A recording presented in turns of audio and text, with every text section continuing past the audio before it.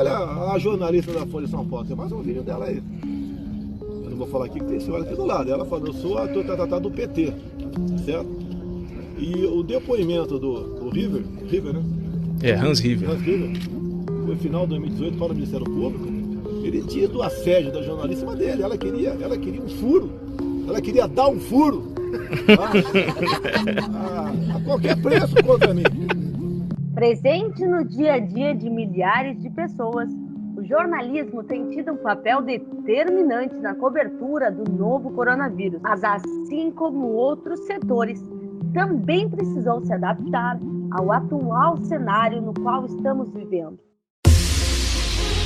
Oi pessoal, eu sou a Evelyn Lopes, está no ar o 6º episódio do Agora e Depois, o seu podcast sobre os setores de permanente transformação. Esse programa é produzido e apresentado por alunos do curso de jornalismo da ESPM Sul, na disciplina de Rádio e Mídias Sonoras 2. Eu sou o Guilherme Maia. Eu sou o João Camardelli. E eu sou o Gabriel Mito. João Camardelli e Guilherme Maia que também ficaram responsáveis pela produção desse episódio.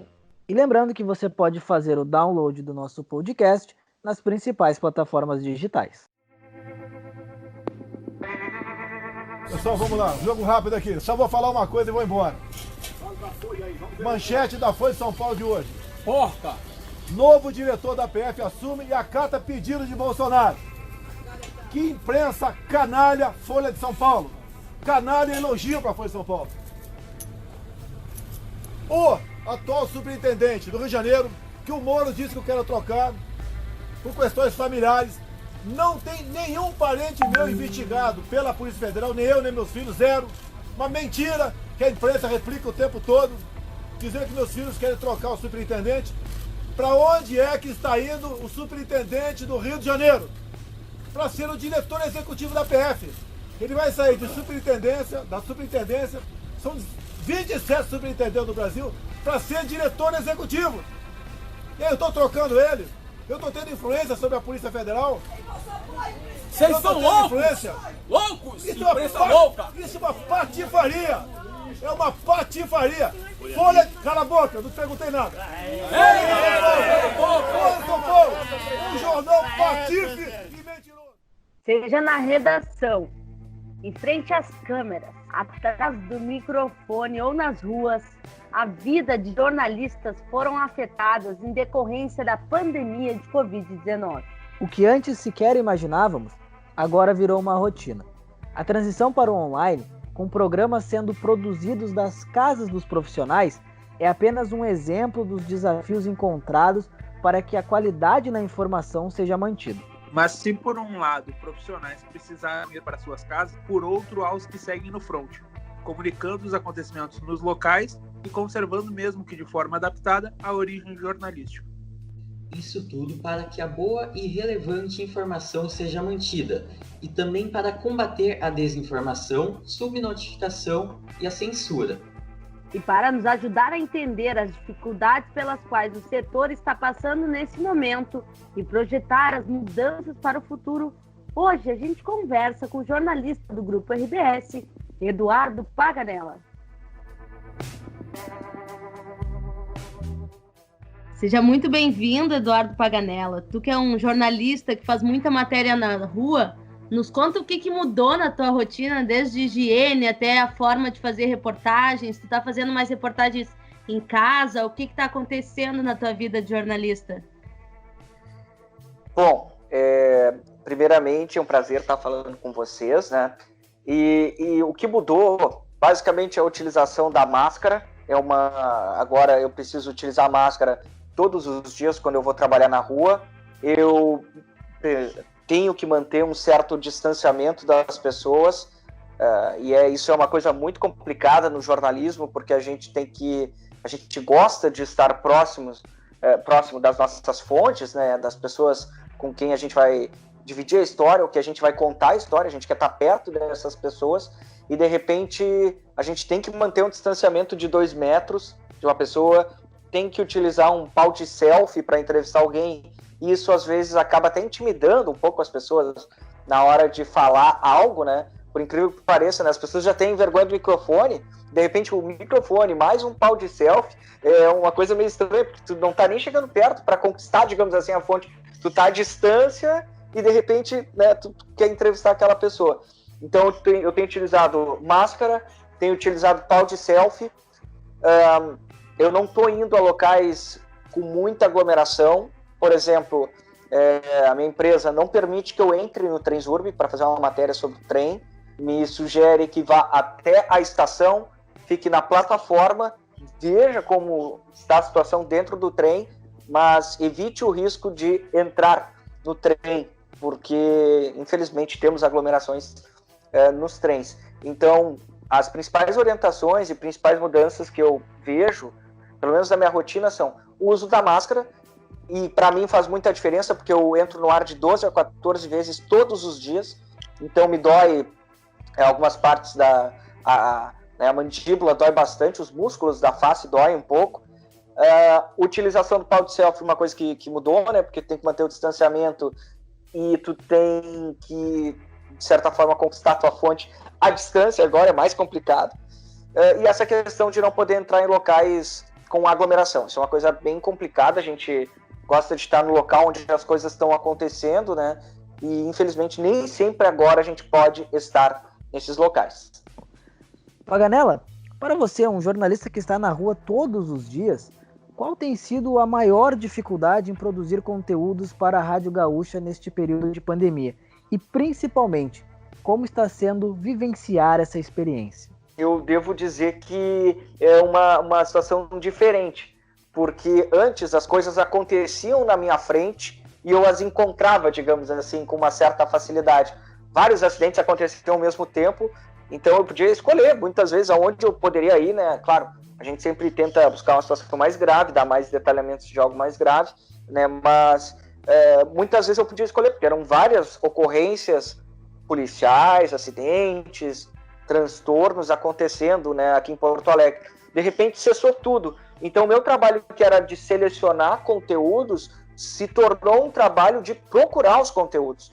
Então muitas vezes eu tenho que eu tenho mais trabalho hoje, eu diria, para encontrar conteúdos para entrar no ar do que eu tinha antes. Antes as coisas estavam acontecendo na minha frente, agora não. Então agora eu tenho que procurar bem mais o que está acontecendo para poder entrar no ar com uma informação justa, né? Uma informação correta e uma informação capaz de atrair o público. Então, digamos assim, como o número de acidentes caiu, né? Obviamente os acidentes menos graves, mais graves também caíram. São aqueles que a gente geralmente dá mais ênfase no ar. Então eu tenho que procurar outras coisas para dar no ar, coisas curiosas, situações do cotidiano de pandemia, sabe? Coisas do gênero, tipo gente jogando máscara na rua, gente sem máscara jogando dama ali na Praça da Alfândega, coisas curiosas para tentar entrar no ar, né? Para ter meu espaço na rádio. Porque a minha pauta em si original decaiu, digamos assim. Então tem que procurar outras coisas. Então, resumindo, meu trabalho aumentou porque as coisas aconteciam na minha frente. E agora eu tenho que ir muito mais atrás dessas coisas. Paganella, quem te acompanha sabe que tu gosta bastante de automobilismo, né? Como Stock Car, corridas e tudo mais. De que forma esse e os outros esportes foram afetados? E quanto a não ter esporte, como isso dificulta a vida dos jornalistas hoje em dia? Bom, eu acho que o que mais muda é o seguinte, ó, todo o esporte, tem vários pontos que mudam, tá? Mas primeiro é o seguinte, todo o esporte, a finalidade maior, digamos assim, do esporte de alto nível é mostrar para o público que aqueles são os melhores esportistas, né? Por exemplo, numa Olimpíada, claro, é legal a disputa em si, mas é tão legal quanto a disputa é as pessoas vendo aquele momento, apreciando aquele momento do esporte. E eu acho que o principal... São várias as mudanças, né? Obviamente. Os protocolos vão mudar totalmente, as entrevistas coletivas vão mudar totalmente, os jornalistas vão ter que ser testados para poderem ir para alguns eventos. Então, assim, do ponto de vista de protocolos, vai mudar muita coisa. Talvez a entrevista coletiva não seja como a gente conhece, com um monte de gente aglomerada numa sala, talvez seja dentro do campo, ou dentro da pista, da quadra, enfim, dependendo do esporte, né? Então, acho que isso vai mudar. Por exemplo, no automobilismo, me chama a atenção que o pódio da Fórmula 1 e dos outros esportes não vai ter mais pódio como a gente tinha no passado, que as pessoas iam lá receber um troféu, receber um champanhe, enfim, algum tipo de bebida para comemorar. Não vai ter isso mais, não vai ter uma celebração, digamos assim. E acho que para o jornalista, principalmente as entrevistas coletivas vão mudar. E além dos protocolos, né, protocolos habituais, mas as entrevistas coletivas eu acho que são coisas que vão se alterar, se não no ambiente em que elas vão acontecer, na forma como isso vai se dar. Não vai ser todo mundo junto. A famosa entrevista do tipo quebra-queixo, que a gente chama, que é uma entrevista onde todos os jornalistas fazem um bolinho na volta da fonte, né? Não é aquele microfone passando, mas assim, todos os jornalistas vão ali e pegam a pessoa passando. Aquele tipo de entrevista, acho que não vai ter mais tão cedo, porque os jornalistas não podem se aglomerar, apesar de muitas vezes isso acontecer. Então eu acho que esse é um ponto que vai mudar. No automobilismo, cara, eu penso que assim, já tem, não é um grupo muito grande de pessoas que vai, né, fazer essa cobertura, vai ser ainda mais, o número de profissionais vai diminuir bastante. Aliás, de forma geral, acho que o número de profissionais que vai realizar coberturas vai diminuir, porque o rigor vai ser maior. Então, eu pressuponho que somente aquelas empresas que realmente desejam cobrir aquele assunto e que desejam investir naquele assunto, somente essas pessoas, essas empresas, ou, enfim, grupos ou jornalistas, mesmo que seja um jornalista autônomo, somente essas que desejem investir vão poder, de fato, acompanhar ou de certa forma, cobrir um determinado tema como cobriam no passado, pré-pandemia. Acho que o número de jornalistas no campo ou na cena vai diminuir.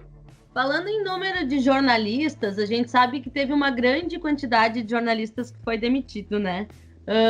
Em vários veículos, infelizmente, crise, pandemia. Tu é jornalista há um tempo já, tu é formado, tu chegou a te formar pela PUC, tu é mestre.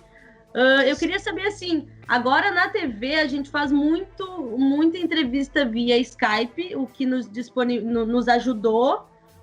Na rádio já tinha essa coisa de poder ter uma determinada distância, mas tu acha que toda essa pandemia, apesar de todos os pesares, vai contribuir para o jornalismo, vai acabar demitindo mais funcionários? Como é que vai ficar o jornalismo depois que passar tudo isso? Bom, do ponto de vista econômico, a pandemia é catastrófica para as empresas de comunicação, né? Porque vamos pensar da seguinte forma, as companhias, enfim, as empresas, não de comunicação, empresas, comércios, enfim, têm suas vendas, enfim, seu lucro, e pensam, como vou gastar esse lucro fazendo propaganda? Vou botar numa empresa de comunicação. É muito simples, vamos supor, no supermercado, ou vamos pegar uma loja de roupas, vou pegar um exemplo assim, uma loja de roupas, ela tem um faturamento X, desse faturamento, 1% vai para publicidade, né, numa rádio, vamos dizer assim. Vou dar um exemplo, estou dando um exemplo bem hipotético. 1% do valor, né, da loja de roupas aí, do que ela ganhou, vai para a rádio, por exemplo.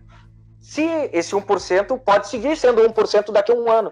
O problema é o montante que essa empresa ganhou, entendeu? Ela vai seguir destinando, sei lá, se ela ganhasse 100 milhões, 1 milhão iria para a rádio. Mas se ela ganhar 50 milhões, meio milhão iria para a rádio. Então o que eu quero dizer é que, tipo, economicamente é muito ruim para as empresas de comunicação essa pandemia. Muita gente pode dizer, mas vocês têm mais audiência e tudo mais. Mas quem paga a conta não necessariamente é a audiência, né? A audiência é o que nos dá cacife para chegar num anunciante e dizer, olha, coloquem dinheiro na nossa empresa que a gente vai retribuir isso para vocês. Vai ter mais cliente na loja de vocês. Então, do ponto de vista econômico, a pandemia é terrível, né? Aliás, em todos os aspectos eu quero dizer que a pandemia é terrível, né? Mas do ponto de vista econômico, esse é o fator. As empresas de comunicação estão faturando menos, porque as companhias, enfim, as companhias estão falindo e tudo mais, e isso acaba fazendo com que o dinheiro não chegue nas empresas de comunicação, consequentemente, os jornalistas acabam sendo demitidos. Então a gente vem tendo, mais uma vez, um achatamento de profissionais nas redações, e isso é péssimo, né? Porque a gente acaba tendo que executar umas tarefas a mais, que nem sempre consegue da melhor forma possível, mas a gente está fazendo o melhor que pode. E, enfim, eu acho que assim, o jornalismo em si, ele sai um pouco fortalecido da pandemia, mas as empresas de comunicação não. Só para finalizar, o jornalismo sai fortalecido porque, com o passar do tempo, com a conscientização, com a divulgação de informações, cada vez mais as pessoas voltam a ter um pouquinho de credibilidade no jornalismo. Talvez não todos, né? Tem gente que é muito avoada, maluca, que acha que é tudo teoria da conspiração. Mas é que de tanto a gente bater nessa tecla, mostrar quão perigoso é essa pandemia, essa doença, esse vírus, as pessoas começam a se dar conta de que de fato é algo grave. Então acho que até tem algumas pesquisas que saíram que indicam que o jornalismo voltou a ter uma relevância maior dentro da sociedade. As pessoas estão começando a acreditar um pouquinho mais do que acreditavam outrora, digamos assim, no jornalista.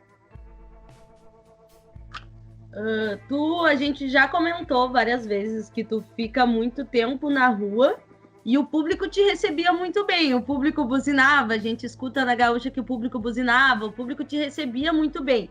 Daí chegou, a gente teve que usar máscara, a gente não pôde chegar perto das pessoas, a gente sabe que a Gaúcha, a RBS, a Globo teve uma crítica maior quanto a isso. Como é que foi para o público quando tu disse assim, tem menos movimento nas ruas, fiquem em casa, e daí o pessoal dizia, não, mas tu não tá em casa, como é que tu disse para eu não estar em casa, como é que tu disse para não ir para a praia, como é que o público te recebia, assim, um jornalista de trânsito dizendo para não ter trânsito, como é que era isso?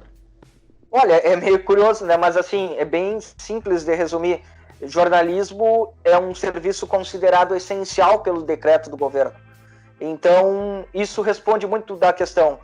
Se jornalismo não pudesse ser, não fosse algo essencial para a comunicação, para a sociedade, é considerado um serviço essencial, tá? E dentro do decreto do governo do estado. Então, se não fosse, possivelmente eu estaria trabalhando de casa, tá? Além do mais, eu sou um dos únicos repórteres que vai para a rua. A gente tem dezenas de repórteres, não sei se chega a centenas, mas dezenas pelo menos, tá? Um grande número de repórteres na redação, e só tem 3 profissionais que vão para as ruas. Eu, o Thiago Boff, o Thiago Bittencourt. Só nós 3 vamos para as ruas, assim, diariamente, cobrir os fatos, problemas, relatar, às vezes não nem fato problema, mas só narrar o que a gente está enxergando. Porque só o fato da gente narrar algumas coisas, muitas vezes elas já dão um cenário para a pessoa diante desse contínuo problema que a gente tem de decretos, alterações aqui em Porto Alegre, no estado, né? Todo dia a gente tem uma novidade para contar e todo dia a nossa descrição do que vê, ela se torna sendo, ela acaba sendo digamos assim, uma pintura em rádio, por incrível que pareça, uma pintura em rádio daquele dia. Eu quero dizer que assim, a gente registra no rádio uma descrição daquele dia, né? E talvez daqui a 50 anos, se tiver alguém que vá pesquisar o tema, talvez pegue essas gravações e pense assim, olha, naquele dia o repórter relatou isso, no dia seguinte ele relatou isso. Dá para ver, sim, notar a diferença entre esses 2 dias. Então, a gente tem um papel muito forte, assim, de descrever o que está vendo. Mais só do que informar o que está acontecendo, ter um poder de descrição do que a gente enxerga nas ruas. Isso é muito importante. E aí, quando as pessoas dizem assim, por que tu não fica trabalhando em casa? Primeiro que eu trabalho nas ruas. O meu trabalho é trânsito, mas, na verdade, eu trabalho com fatos nas ruas. É o factual que a gente chama, né? O hard news, digamos assim. É esse o meu trabalho. Mais do que ser repórter de trânsito, inclusive. Trânsito é uma prioridade dentro das atividades. Agora, o meu foco mesmo é ver o que está acontecendo na rua.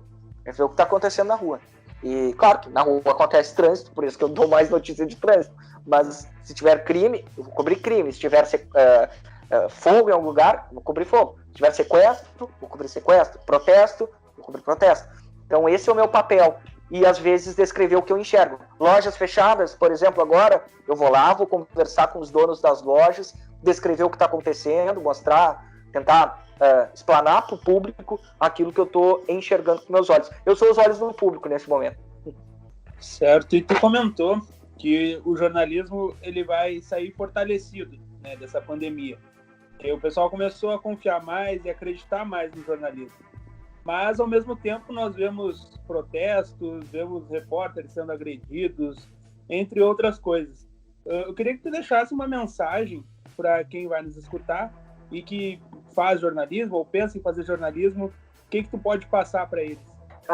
Gente, o que eu devo dizer para vocês é o seguinte, de forma bem simples, tá? As pessoas nas ruas estão cheias de certezas sobre tudo. Elas sabem sobre tudo, elas sabem sobre cloroquina, elas têm certeza sobre política internacional, têm certeza de que fulano não roubou, de que ciclano não fez rachadinha, só certezas.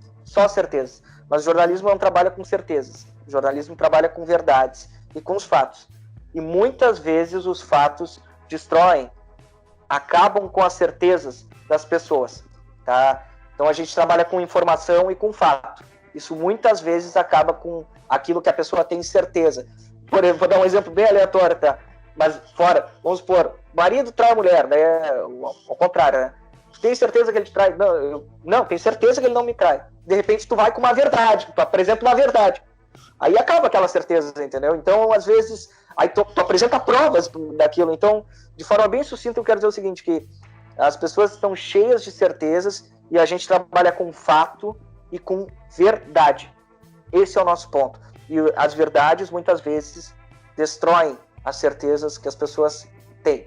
Essa é a minha mensagem para vocês que estão começando, que estão, enfim, começando na carreira, né? Mesmo, não sei se estão no início ou no fim da faculdade, mas estão trilhando esse início de carreira. Vocês vão trabalhar com fatos, tá? E não com certezas. Podem ficar tranquilos, que é bem legal aqui fora, digamos, da faculdade. Esse mundo é muito bacana, o mundo do jornalismo, tá?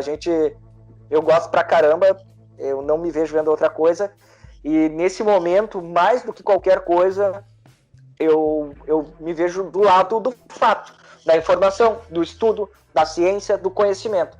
Pode ser que esteja tudo errado, pode, mas todos os indícios apontam que está certo. Então, prefiro estar desse lado da moeda.